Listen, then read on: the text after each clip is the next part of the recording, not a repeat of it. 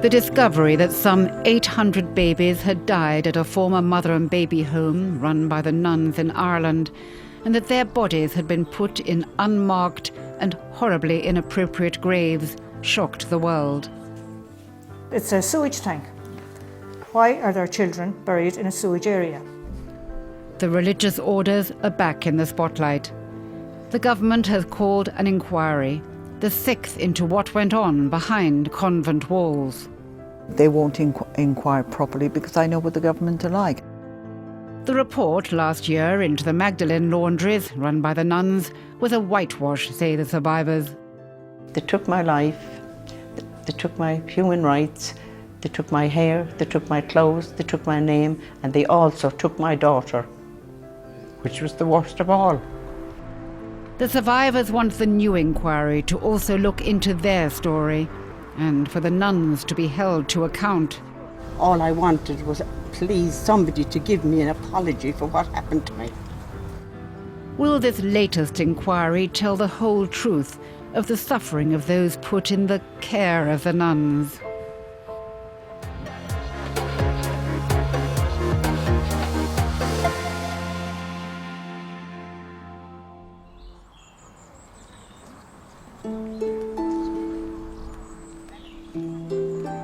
Survivors of a home run by the nuns for single mothers in County Westmeath gather for a reunion. They are the lucky ones. They survived. There was thousands of babies born here. There was hundreds of them died, and I remember the nuns carrying down the little brown shoe boxes to bury the children. And when the workman buried those little babies, he put nails in the wall to represent each child he buried. Now the government has announced yet another inquiry into the mother and baby homes. These survivors say they won't be fobbed off. We have found our voice and we're not going to be silent anymore. They're angry because they say earlier reports, like that into the Magdalene Laundries, failed to tell the full truth of what really went on in Ireland's religious institutions.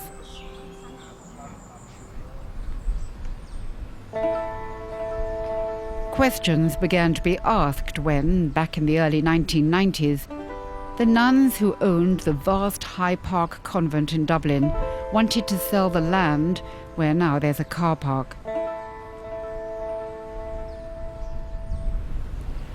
The problem was that the plot they wanted to sell, which back in 1993 looked like an empty green field, was in fact filled with the bodies of former laundry workers. I tracked down the gravedigger employed by the nuns to dig them up in County Kildare. He agreed to give his first television interview. Well, the nuns were trying to sell the place, and it was big money, like, so they didn't want anyone to know what was going on. It was all hush-hush. We were supposed to tell no one about it. The nuns told him there were 133 bodies buried in the plot. When I said there was more bodies buried there, they said no, there's only 133. We started digging then, where I thought there was. So we kept digging and digging till we dug out the whole lot, and we ended up with 22 more that we weren't. So we didn't even know they were there. 22 bodies that the nuns didn't even know were there. Didn't even know they were there. And he found something else inside the grave. A lot of plaster of Paris, which was on their wrists and their arms, their legs, their feet, their ankles. There were broken arms and broken legs. It seemed to me like. The women were too small, they were too frail for that kind of work.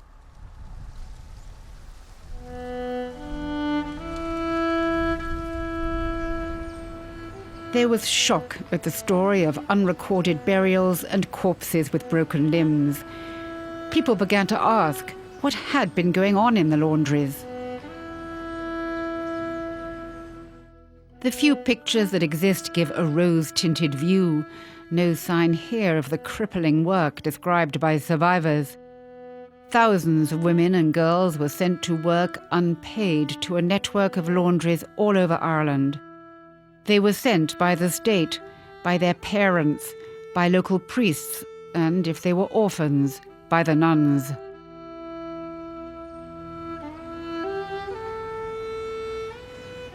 Mary Merritt was born of a single mother in a mother and baby home and was sent to an orphanage which were run by nuns in Ireland for most of the last century.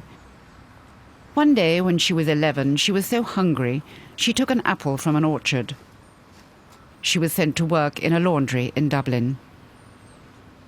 They took me to Hyde Park convent and they left me there and they said, now you stay there until you learn to stop stealing. And how long did that take? I was 14 years there. I went there on the 7th of January 1947 and I came out of there in September 1960. Did you ever ask why you were there for 14 years for stealing an apple? Yes, I did ask them, and I asked, was I ever going to get out of here? Am I going to die here?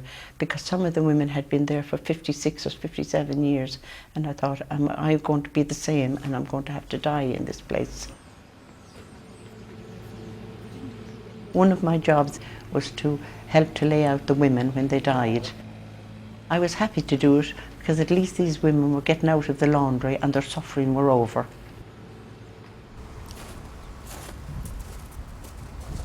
Sue, that was my friend, Mary Breheny. She worked for the Magdalene Laundries for 56 years.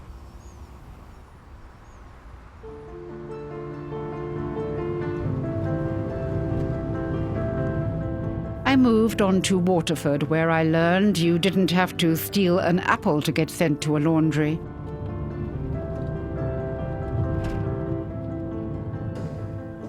So what do you remember as you walked down these corridors? Elizabeth Coppin had been abused by her stepfather and was sent to an orphanage run by the nuns. They took her out when she was 14 and put her to work in a laundry.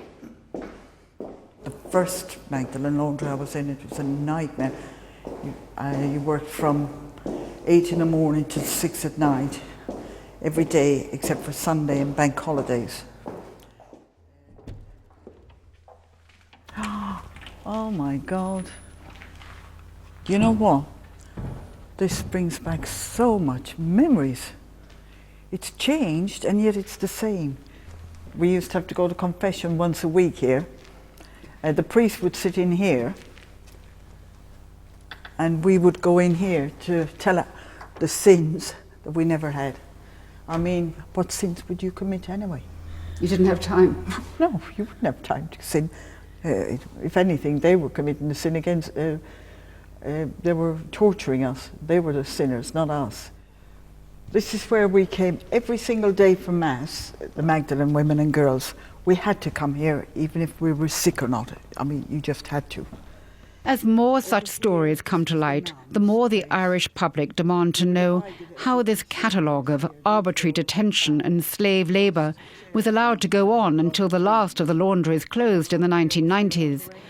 After all, the government was paying for women and children to be cared for in these institutions.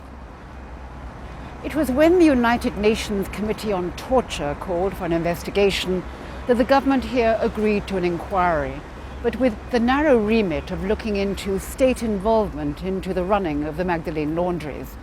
When Senator McAleese brought out his report at the end of last year, there was widespread criticism. Survivors were astounded to read that the McAleese report decided to not make specific findings on the issue of living and working conditions in light of the small sample of women available. Despite the harrowing testimony of many women who complain of ill treatment.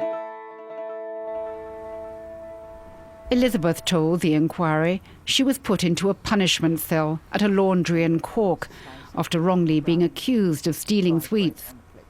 I was in there for 3 days and 3 nights till they decided I'd learned my lesson for something I didn't do. But that was, again, it was all about mind games. It was just controlling you.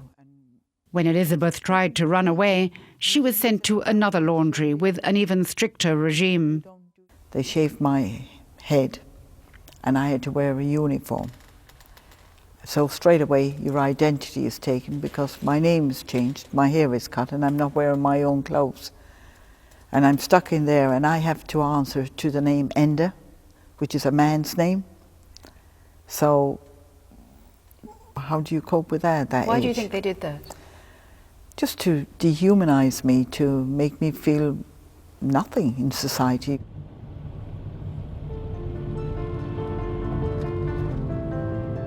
Mary also tried to escape. She broke a window and ran into the town, where she begged a priest to help her. He raped her. I'd never been out in the world in my life. And I had no idea what was going on. I was crying my eyes out and I said, "You're hurting me." Then when he was finished, he said, "Now, this is between us. I'm going to give you 6pence," he said, "and this is between us," he said. "Don't tell anybody." I said, "I'm only trying to help you," he said. The police took her back to the laundry. Mary says she also told Magdalene how the nuns didn't believe she'd been raped. They put her in the punishment cell for running away. One of the nuns came down then and she cut my hair to the bone. And then I was taken up and I was made kneel in a room with all the women there, kneel down, kiss the floor and say, "Oh, sorry for what I did." And promise not to do it again, which I didn't promise, of course. But she said to me, "You have to," I said, "No, I'm not promising you anything," I said, "because I want to get out of here," I said, "and I might do it again." Many girls and women interned in the laundries tried to run away. I went to Limerick to meet Gabrielle. This is the wall I tried to escape from many times, but in those days they had glass all along the top, so there was no chance. So then in the end I remember falling off, and I've still actually got the scars to prove it. Gabrielle was 17 when she was sent to the laundry here. Her mother asked the nuns to stop her running away with her boyfriend, and they obliged by imprisoning her. This was the yard. It was kind of like an exercise yard, you know, you'd walk around, because that was the only exercise you got, really. And you'd just walk around for, I don't know how long, but that's like where we would do it. Yeah, it's the same as a prison. They work the same system.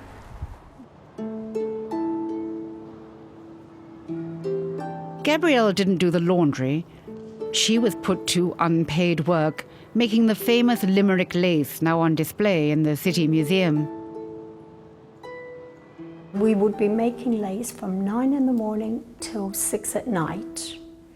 And they would have the American market. They would have holiday makers, if you like, coming into the convent, looking at what we were doing, and they would place orders. And they would buy stuff. We mainly were selling collars, lace collars, handkerchiefs, all little things like that. And it was a brisk business then? It was, and they were making money on it. They say it wasn't commercial, but it was. But it was a very secret thing. Which is odd, because the Magdalene report says that the data made available by the nuns suggested that the Magdalene Laundries were operated on a subsistence or close to break-even basis, rather than on a commercial or highly profitable basis.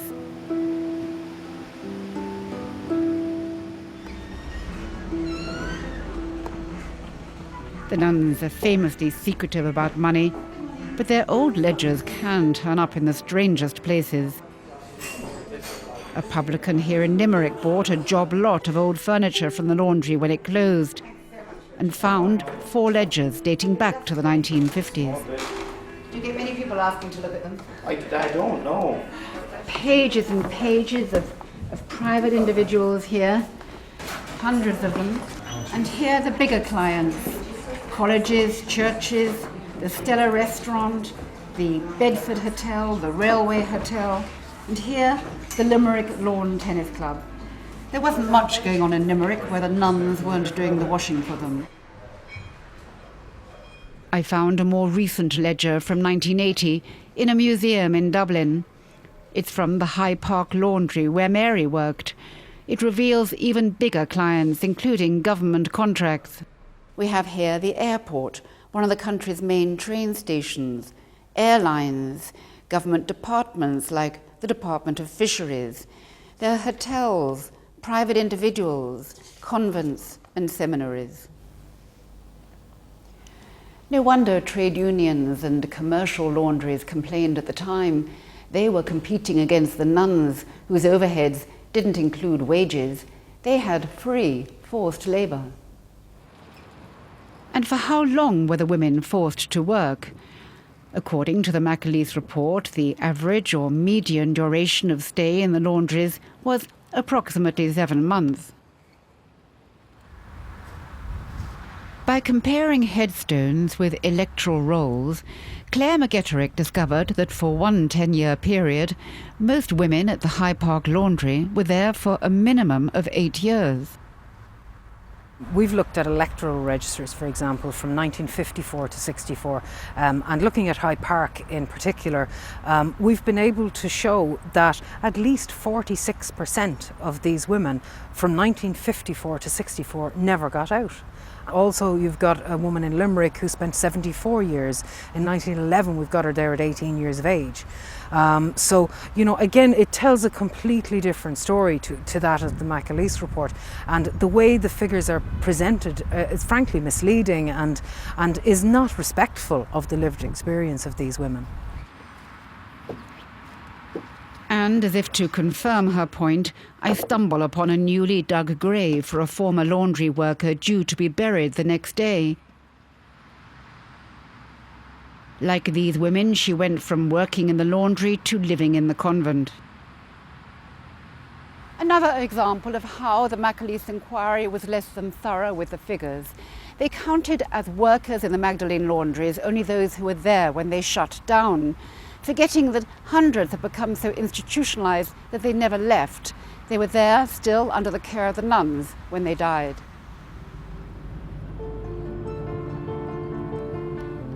I wanted to talk to the nuns about this and other matters. I asked the 4 main orders involved about the allegations made by Mary and other women, but they all refused to be interviewed. So Mary and I called on the headquarters of the Sisters of Our Lady of Charity in Dublin, where an administrator came to the gate. Good morning. Hi, how are you? Good morning. My name is Sue Lloyd-Roberts. I'm here from the BBC, and this is Hi, Mary how are Merritt, you? a former Magdalene Laundry worker. You've already sent in a request, and I think you've got your answer to that Which request. is no. We have been refused And an interview, but we still have some very important questions to ask. All I wanted was please somebody to give me an apology for what happened to me. No. That's all I wanted. Have you been in touch with our PR people? We've been I in think touch you with your have, PR people. We've because been in touch this with... is not my job. My job is not PR. Okay. We were clearly not going to be invited in. Bye-bye. Thank you. Bye-bye.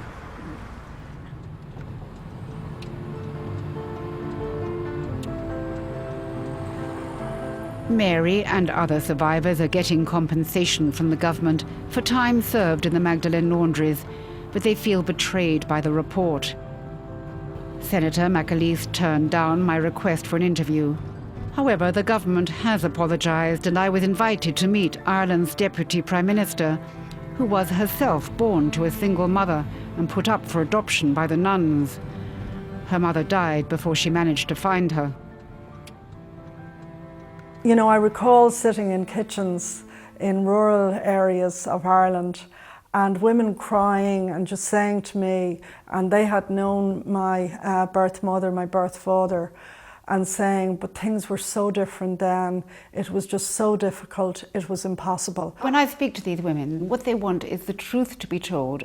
Well, we now have underway the process for preparing a full judicial report by a very experienced judge who has been involved in a So you admit the number... McAleese inquiry was less than thorough? Well, the McAleese inquiry was an inquiry at a point in time. I think the critical thing that it achieved was recognition for what women had experienced and what women had gone through. But the women themselves say it didn't, because, Well, for example, the glossing over of the abuse, the duration of stay. Well, I would have met personally a huge number of women through my own personal knowledge, and I do know that what is important for a lot of the women is that they would receive a redress payment. And as I said, that's to me is one of the critical things to happen. The cost of paying compensation, or redress as it's called in Ireland, is expected to run into tens of millions of euros. But those responsible for running the laundries, the nuns, are not being asked to pay. Not only were they making money from the laundries, but after they closed, the nuns made even more from property sales. They now have assets estimated at over €1.5 billion. What about the nuns? They have the money. Why aren't they made to pay? Over the years, property has been forthcoming, but nothing like the amounts of funding and compensation and partaking in the redress scheme to the tune that we would like. So but you that's will be a continuing more. conversation. That's a continuing conversation, yes. That's you when you were a baby. Oh. And they took you away from me. After Mary was raped, she gave birth to a daughter, Carmel. Yes, I did, yeah. The baby was taken by the nuns and put up for adoption, and Mary was sent back to work in the laundry. For 40 years, she only had a photo. You have to keep them forever now. Oh, I will. Never let them I'll go. treasure them. Yeah. I will treasure them. They will go into frames. Mary now lives in the UK. A few years ago, with the help of British social workers, Carmel found her. Mary is desperate to assure her daughter that she didn't give her away willingly. Carmel, you don't blame me for anything. No. Oh, God, no, don't. I couldn't, it wasn't my fault. But we're just not ashamed anymore, and that's the end of it. And we are going to speak out, and we are going to fight back. No one has ever been prosecuted. The nuns haven't paid up, and they've been reluctant to find the records which could unite survivors of the mother and baby homes with their families. Now these people await an inquiry into their past. Justice for our mothers and for the babies to see her. But the indications are that the new government inquiry will not look again at the laundries. I would love to get to the real truth, but they won't. They won't inquire properly because I know what the government are like. They cover up. It's the church and state work together. I want somebody to apologise to me. The nuns, the church, the priests, just somebody to apologise to me before I die.